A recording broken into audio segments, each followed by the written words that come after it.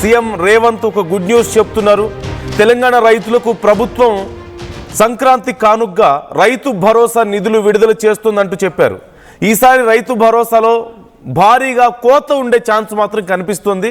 పంట సాగు చేస్తున్నటువంటి రైతులకు మాత్రమే రైతు భరోసా నిధులు వచ్చే అవకాశం ఉంది.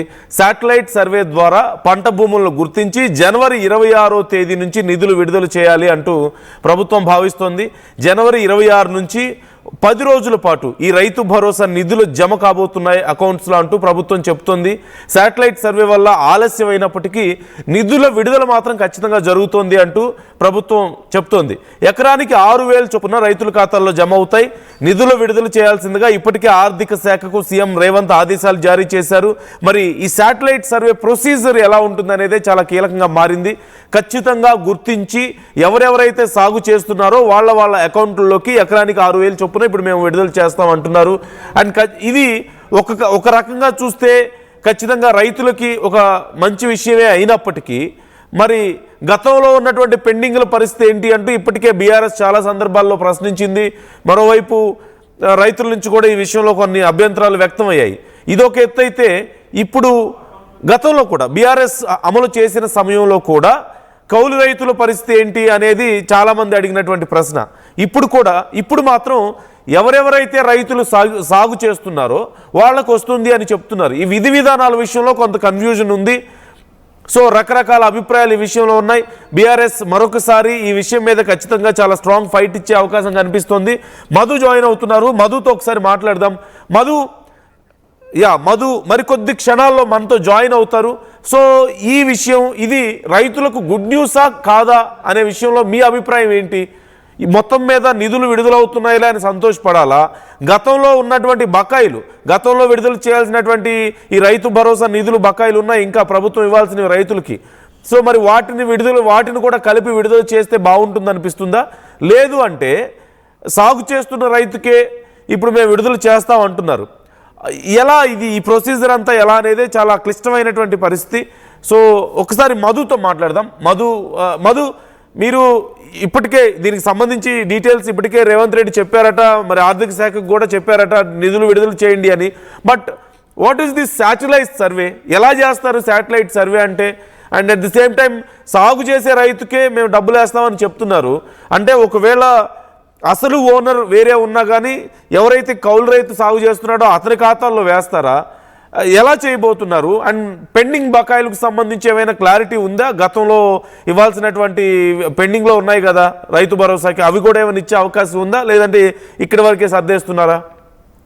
అంటే కొన్ని టెక్నికల్ ఎర్రర్స్ ఉన్నటువంటి వాటిని సాల్వ్ చేసుకోమని చెప్పారు. ఆధార్లో పేరు కానీ ఇంకా బ్యాంక్ లో డీటెయిల్స్ లో కానీ అది ఆ పెండింగ్ సంబంధించి బ్యాంక్ అధికారులు రైతుల దగ్గర సమాచారం తీసుకోవచ్చు.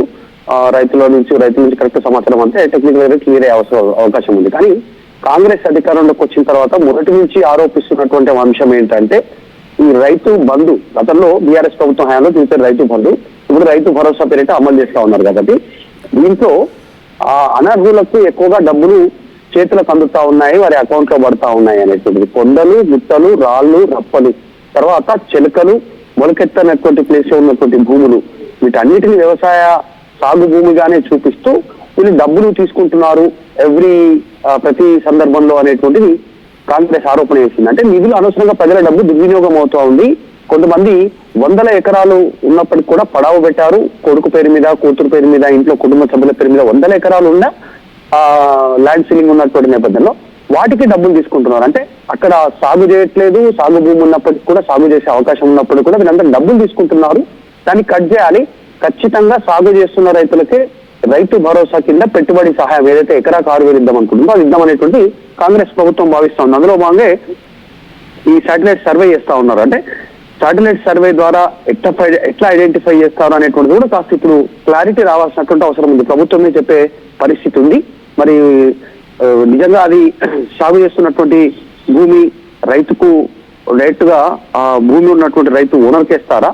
ఒకవేళ సాగు చేస్తున్నటువంటి భూమి ఆయన కౌలు రైతుకు తీసుకొని కౌలుకు చేసేటువంటి రైతు కనుక తీసుకుంటే మరి డబ్బులు రైతు భూమి ఎవరైతే ఉందో ఆ రైతు అకౌంట్ లో పడతాయా? మరి కౌలు రైతు పరిస్థితి ఏంటి? కౌలు రైతు కూడా కాంగ్రెస్ అధికారంలోకి వచ్చిన తర్వాత వారికి మేము పెట్టుబడి సహాయం అందజేస్తామని స్టేట్మెంట్ చేశారు. సో వీటన్నిటిపైన కాస్త కన్ఫ్యూజన్ అయితే ఉంది. కానీ పనికిరాని ఏదైతే భూములు ఉన్నాయో, కొండలు కానీ, గుట్టలు కానీ, రియల్ ఎస్టేట్ వెంచర్లు, కమర్షియల్ ప్లాట్లు, గతంలో ఇవన్నీ పెట్టుబడి సాయం కింద వాళ్ళు డబ్బులు తీసుకున్నారు.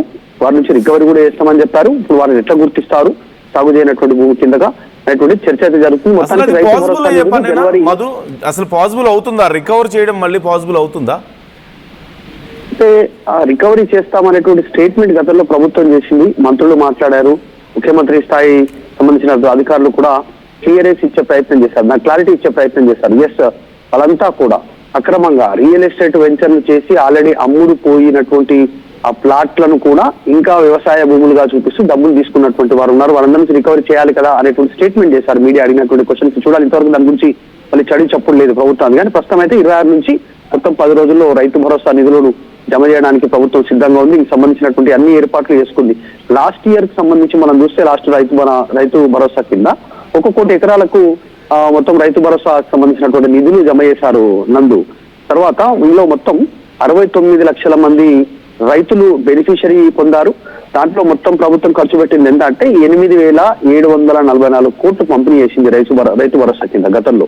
ఇప్పుడు 6,000 చొప్పున. కాకపోతే ఈసారి సంఖ్య తగ్గే అవకాశం ఉంది. శాటిలైట్ సర్వే అంటున్నారు. మరి ఆ సర్వేలో నిజమైన రైతు ఒకవేళ భూ సర్వేలో ఆయన శాటిలైట్ సర్వేలో తేలకపోతే రైతు నష్టపోయేటువంటి అవకాశం ఉంది. వారి సంగతి ఏంటి, వారు మరి ఎట్లా అప్రోచ్ అవ్వాలి అనేటువంటిది కూడా ప్రభుత్వం క్లారిటీ ఇచ్చేటువంటి అవకాశం ఉంది. ప్రస్తుతం అయితే శాటిలైట్ సర్వే ఆధారంగా ఆ పంట ఎవరైతే సాగు చేస్తున్నారో ఆ భూములనే గుర్తిస్తాం. దాని ద్వారా మాత్రమే వారికి డబ్బులు అకౌంట్లో జమ చేస్తాం. మిగతా వారిని అనర్హులుగా ప్రకటిస్తాం, వారికి డబ్బులు ఇవ్వము అనేటువంటిది. సో ఈ సర్వేకి సంబంధించి కాస్త రిపోర్ట్ కూడా కాస్త డిలే అవుతా ఉంది.